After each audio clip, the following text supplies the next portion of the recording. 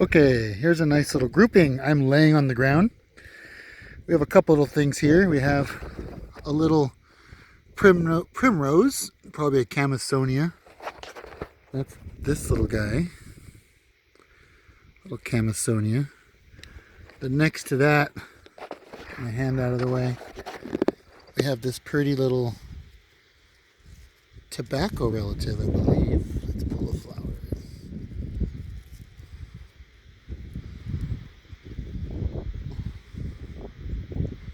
This could be a Silene, desert tobacco.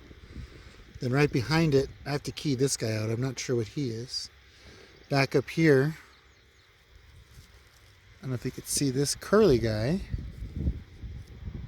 That's an Amsinkia, a fiddleneck. If I get a little closer there, you can see how it kind of looks like a fiddle.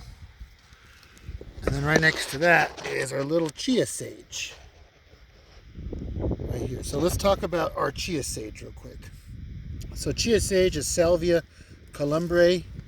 It's an edible plant. So it's in the mint family. Mint family.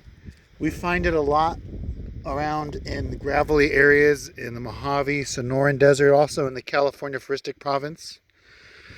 It has these really dissected leaves, which are basal rosette of these dissected leaves.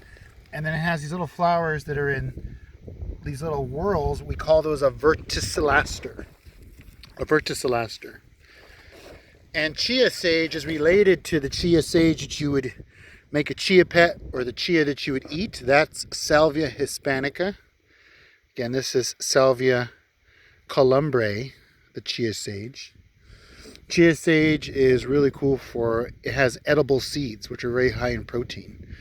Just like the other chias, you could eat this, put it in your food, make it a shake, eat it raw, make a cake. The Native Americans would make a small kind of a seed cake out of this, mix it with other things, very nutritious. Again, high in protein. Good for wildlife value. A lot of the animals will also eat the seeds, and little pollinators will visit those flowers. This is a little guy. Chias can get up to about a foot high and wide. And I would recommend mixing a chia in with your wildflower seeds. And it's another good cover crop type of plant.